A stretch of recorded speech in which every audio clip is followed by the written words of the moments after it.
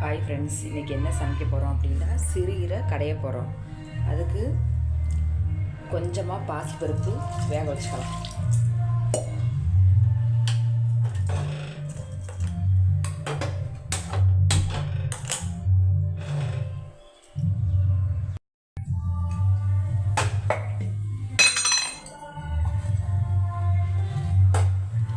கொஞ்சமாக சீரகம் போட்டுக்கலாம்.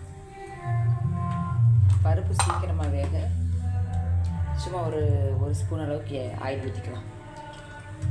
ஆயில் ஊற்றினா சீக்கிரம் வெந்துடும், அதுக்காக தான் ஊற்றுறேன்.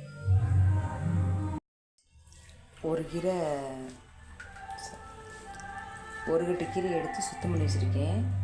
கீரை கடையணும் அப்படின்ட்டா அப்படி நுனி தண்டு வரைக்கும் கொஞ்சம் கட் பண்ணி போட்டால் தான் டேஸ்ட்டாக இருக்கும். அதனால் தண்டாக இந்த மாதிரி கட் பண்ணி போட்டால் தான், இதில் தான் இந்த தண்டில் தான் சத்தே இருக்குது. அதுக்காக தான் தண்டோட கட் பண்ணி போட்டு வச்சுருக்குது. கீரை ரொம்ப ஃப்ரெஷ்ஷாக இருக்கா. இது கலர் மாறாமல் அப்படியே கடையணும்.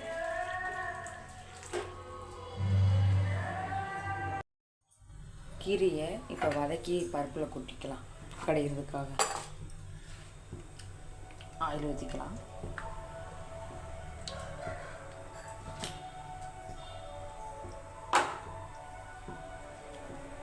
ஒரு பெரிய வெங்காயம் கட் பண்ணி வச்சுருக்கேன்.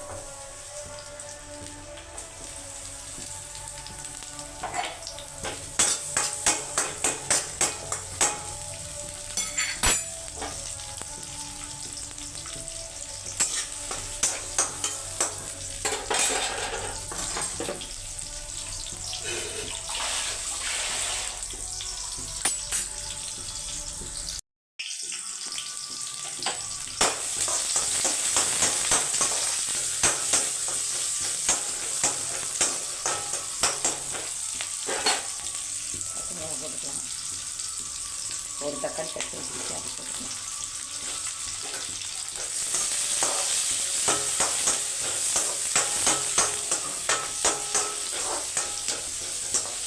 நல்லா வதங்கிட்டேன். நல்லா வதங்கிருச்சு. இப்போ கீரையை போட்டுக்கலாம்.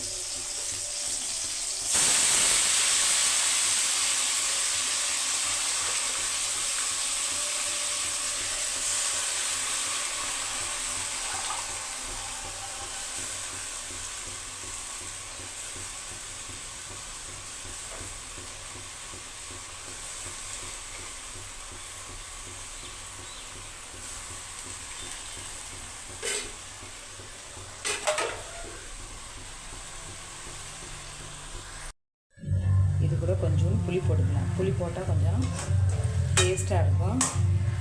நம்ம பருப்பு போடுறதுனால கெட்டு போகாமல் இருக்கும்.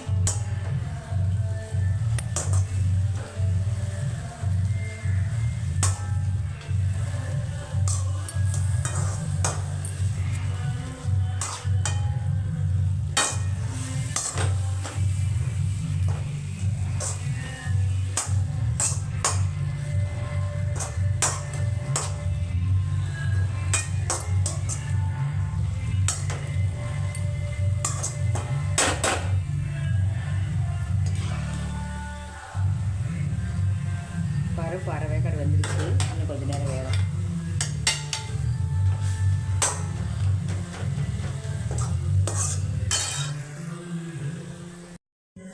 கீரை நல்லா வதங்கிடுச்சு. இப்போ இதை எடுத்து பருப்பில் போட்டுக்கலாம்.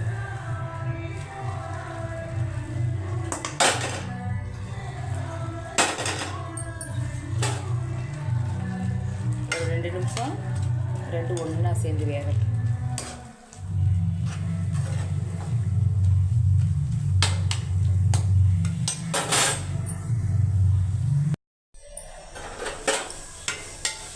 கீரை நல்லா வெந்துருச்சு.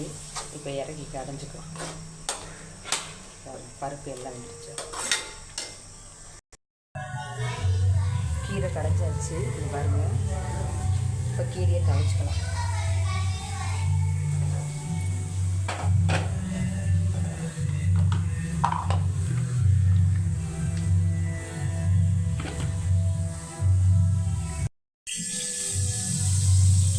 கடுகு போட்டுக்கலாம்.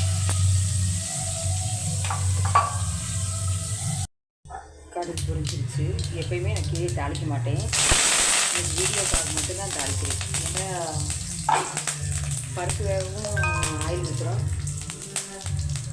பருப்புக்கு ஆயில் ஊற்றுறோம், வதக்கிறதுக்கு ஆயில் ஊற்றுறோம். அதனால் எதுக்கு நிறைய ஆயில் வந்துட்டு எப்பயுமே கீரையை தாளிக்க மாட்டோம்.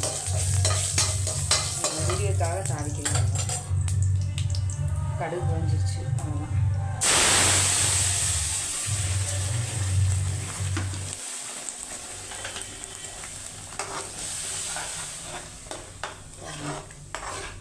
கீரை ரெடி ஆயிடுச்சு. இந்த மாதிரி நீங்களும் கடைஞ்சி பாருங்கள், ரொம்ப டேஸ்ட்டாக இருக்கும். இதை கடைஞ்சி பார்த்து சாப்பிட்டு எப்படி இருக்குன்னு சொல்லுங்கள். Bye friends.